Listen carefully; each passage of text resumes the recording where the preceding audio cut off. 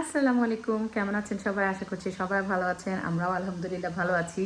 So রোজা গেল, রোজার পরে 2 সপ্তাহ মেহমান গেল, ঈদ গেল, পহেলা বৈশাখ গেল, আমার টিলির মুখে ভাত গেল।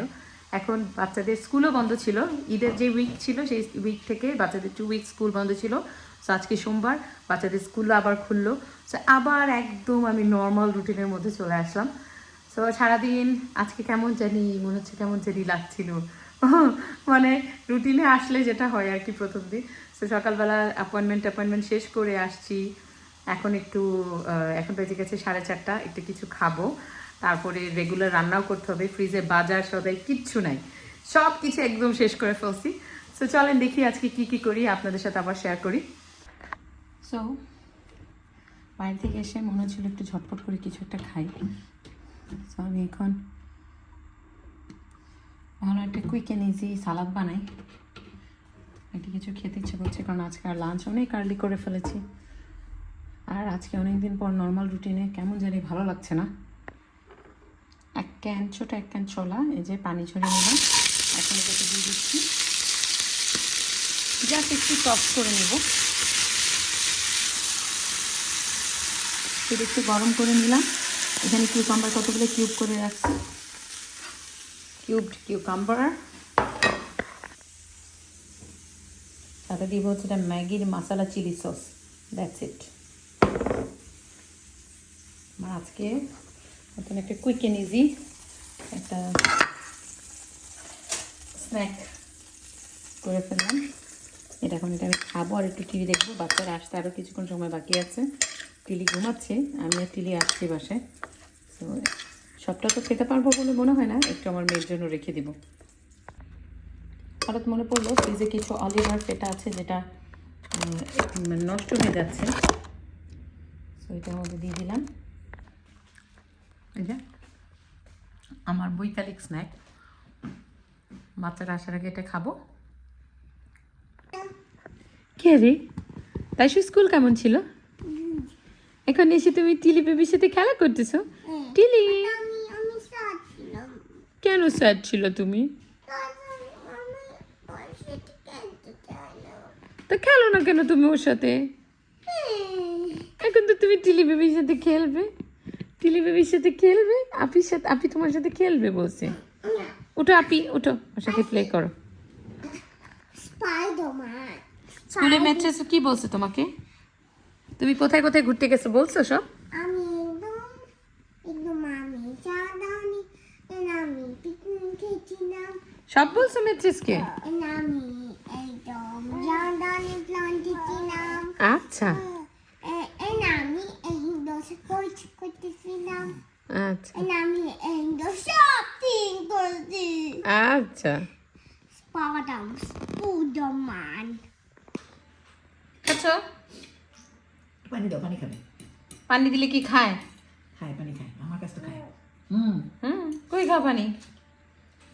না তোমাকে একটু নুডলস দেয় না? ছোট গ্লাসে একটু পানি দাও তো, খাই দিয়ে। কি খাও, কি খাও? নুডলস।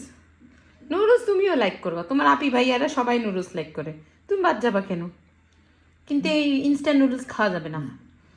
আমরা তোমাকে বাসায় নর্মাল করে সুপি সুপি করে বানাই খাওয়াবো। আমি খাবো না। যা পছন্দ হয় খাও, তুমি খাইলেই হবে আমাদের। কলা খায় তো, কলা তো খাওয়ায়। কলা আসবা, আসবা মামা করলে আসবা, আসবা, আসবা। যাও, মামা কাছে যাও। না মামা রান্না করতেছি। না, যাবে না, ওরকম খুশি হয়েছে। মামা কিন্তু গেলে তো আগাই যেত। না আগে যায় না, ওরমই করে পাখির মতন ডানা ঝাপটায়। না মা, সিধা সব বের করে ফেলবো না। ন্যাপিটা চেঞ্জ করে দিবে নানু এখন। এখন দিব। যাও ন্যাপি চেঞ্জ করো। আমার তো পেট ভরে গেল, খাবো কি? বিকালে বাচ্চাদেরকে সব খাওয়া দাওয়া দিয়ে এই যে আমি এখন একটু রান্না করব ঝটপট করে। কয়েকদিন মাংস খেতে খেতে আর ভালো লাগছে না। তো এটা হচ্ছে আমাদের এই দেশি শুটকি, সল্ট ফিশ। এটা খেতে একেবারে আমাদের বড় মাছের শুটকির মতনই।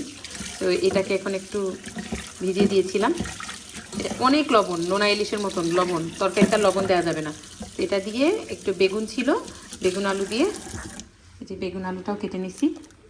একটা বেগুন আর একটা আলু। ফ্রিজে কোনো সবজি টবজি নেই, ফ্রিজ পুরা ফাঁকা, কারণ কয়েকদিন গেস্ট ছিল, সব মিলায় ফ্রিজটা ফাঁকা। বাজারও করতে হবে। আর এই তো ভাত রান্নাও হয়ে গেছে, ভাতটা আজকে মার গলা থেকে আমি মানে বেশি গলাইনি, পানি রয়ে গেছে, ভাতটা নরম হয়ে যাবে। নরম ভাত আমি একদম খেতে পারি না।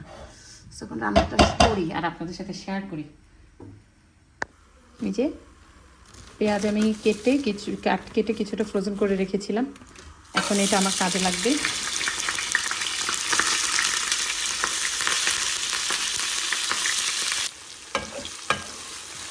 লবণ দিয়ে দিলাম।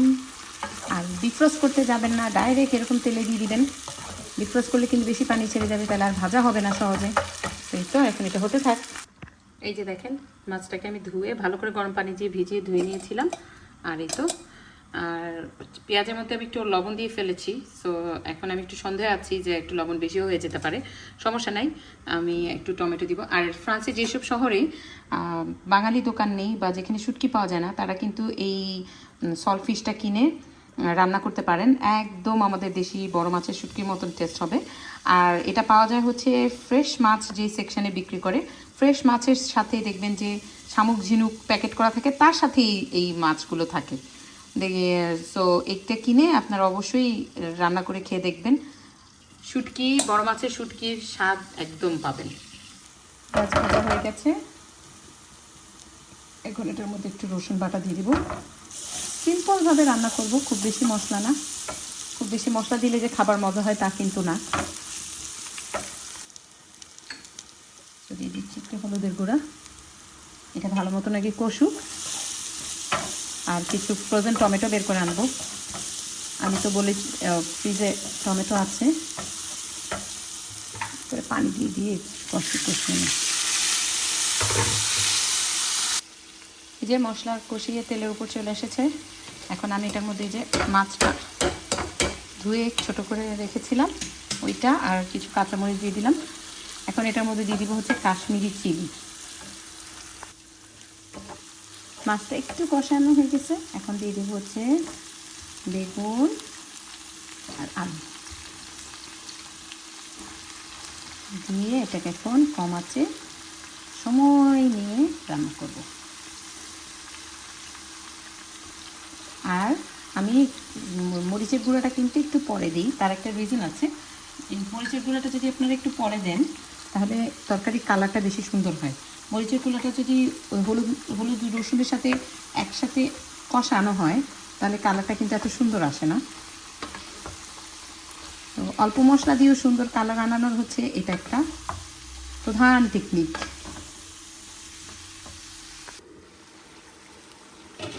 এক রান্না করতে গিয়ে কয়বার যে এদিক ওদিক যাই, টমেটো একটা দিব করে সেই দেয়াই হয় না। যাক এখন দিয়ে দিই।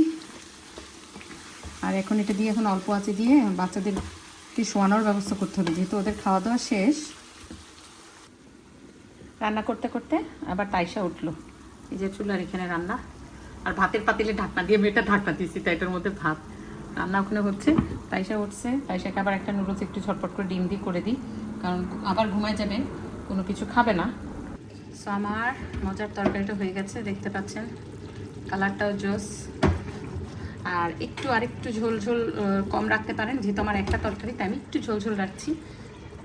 সো হয়ে গেছে আমার রান্না। এদিকে পিচ্ছিটা সব ক্যাম্পও শুরু করছে।